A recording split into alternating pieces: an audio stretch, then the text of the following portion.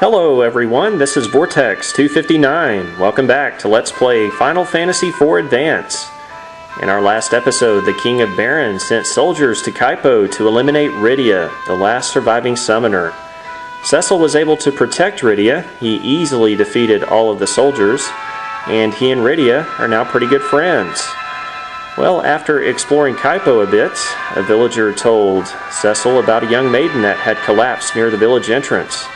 And upon visiting this house in the northeastern corner of town, Cecil unfortunately found that that young maiden was Rosa. What was she doing crossing the desert? Well, she contracted desert fever and she now lies very ill and unconscious in the bed here, so it looks like our next task is to see if we can find a cure for Rosa.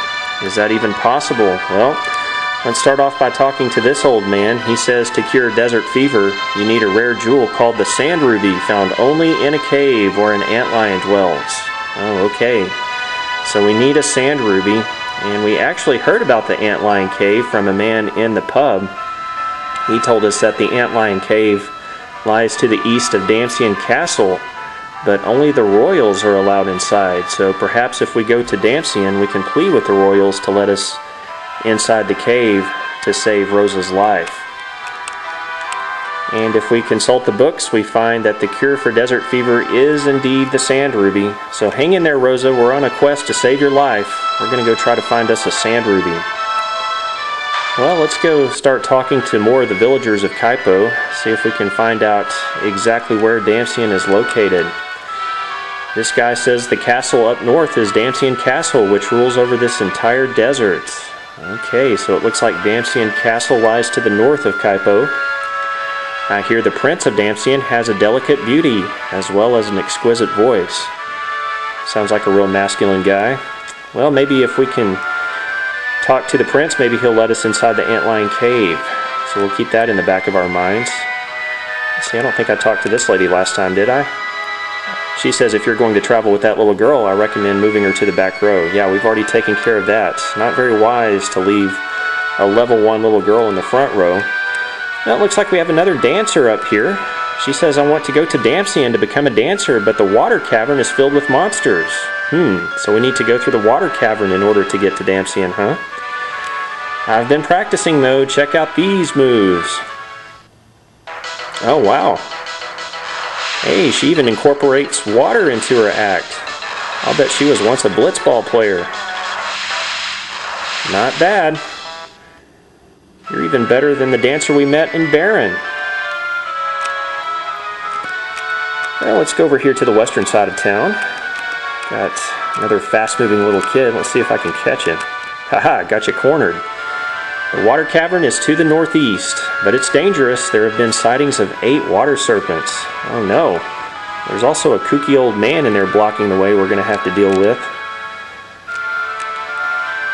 And this lady says Anna fell deeply in love with someone, but she left Kaipo because Sage Tella didn't approve. Yep, we heard about Anna last time. Apparently kids just think they can solve their problems by running away from home. Well, maybe we'll be running into Anna in the not-too-distant future. Well, let's check out the armor shop here. There's Naming Way sitting at the table waiting for someone to come along and change their name. But let's go ahead and talk to the armorer, see what he offers for sale. He'll actually offer a leather cap, clothes, leather garb, and an iron ring, so his wares aren't all that great. Nothing really beneficial for Rydia, but I am going to go ahead and purchase 1 leather cap and 1 iron ring for later use. That only leaves one more place to check out here in the village of Kaipo, and that's the weapon shop, which is located in the southeastern corner of the town. Let's see what wares he offers for sale. He'll sell you a rod, a staff, a bow, and you can also purchase iron arrows. And I'm actually going to purchase 1 rod for later use. Alright. Well, after consulting all the villagers, looks like we want to head to the Water Cavern located to the northeast of Kaipo, and apparently the Water Cavern will take us to Damcyan Castle. But before we head to the Water Cavern, we need to level up Rydia a little bit. She's only level 1, so I'm going to spend some time wandering around the desert And I'm going to go ahead and get her up to level 10 before we make our way to the Water Cavern. So I'm going to spend the next several minutes or so leveling up Rydia, and once I get her up to level 10, we'll head up to the Water Cavern. Okay, I've spent the last 25 minutes or so grinding with Rydia and Cecil in the desert region around Kaipo. Rydia is now level 10 and Cecil is level 14. Rydia can now use both white and black magic. She's learned 3 new white magic spells. She can use Cure, Sight, which opens up the mini-map, and Hold, which will paralyze a monster. And she has 4 black magic spells. She can use the Blizzard and Thunder spell. Curiously enough, though, she can't use the Fire spell yet. That's pretty strange because that's a pretty elementary black magic spell. But she can also use the Sleep spell and the Poison spell. So she has 7 spells at her disposal, which will come in handy in the Water Cavern, especially the Thunder spell. Now you can see that she has much more HP and MP than she did at level 1, so that's definitely a good thing there too. Okay, well it's time to start heading to the Water Cavern, and actually let's take a look at the map. We can use Rydia's new Sight spell to check it out. Unfortunately, you can't zoom in on the map, but we're actually located right where the finger is pointing there. We want to head to the northeast towards that dot right in that region there. That's where the Water Cavern is going to be located. So from Kaipo, let's just start heading to the northeast. And by the way, there are a couple of monsters that I want to get out of the way in this desert region before we go to the Water Cavern. Hopefully I'll be running into those before we get there. Well, that was just a battle with 2 more Flying Eyes and 2 Insectus, and I can't remember if I mentioned this last time, but the Insectus can counter with Osmos if you don't take off all of their HP. I noticed that when Rydia used her rod against the Insectus, it didn't take off all 28 HP. The Osmos spell, of course, will steal the target's MP, which can be very annoying. Well, we have arrived at the Water Cavern, but I still haven't found the monsters that I was looking for, so let me wander around the desert a little bit, and once I run into those monsters, I'll demonstrate the battle for you. Okay, here's one of the new monsters you can fight in the desert, the Sandworm. Only has 75 HP, so we should be able to take it out in 1 round. Now, Rydia's rod you can use as an item in battle.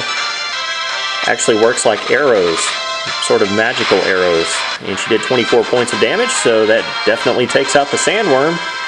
We get 22 gil and 41 experience points. Alright, there's 2 more enemies I want to find here in the desert, so let me wander around and find those, and once I do, I'll demonstrate those for you. Okay, here we go. Here are 2 more monsters you can fight in the desert region near Kaipo. You can fight the Hunlegs, which has 60 HP, and Cecil easily takes that out. And in the front row here we have Desert Sahagins, which are weak against ice. So let's use the Blizzard spell on both of them. They only have 20 HP. And Rydia is going to do an overkill. About 8 times more damage than their total HP actually is, so not bad. So we get 54 gil and 109 experience points. Okay, well I'll meet you back at the entrance to the Water Cavern and we'll continue. Well, by fighting all of those monsters, we now have 3 new entries to look at in the bestiary, and we are going to complete out this first row. Number 6 is the Desert Sahagin. Number 8 is the Hunlegs. And number 9 is the Sandworm. And there you go. We are now 4% complete with the bestiary. And I went ahead and used a tent.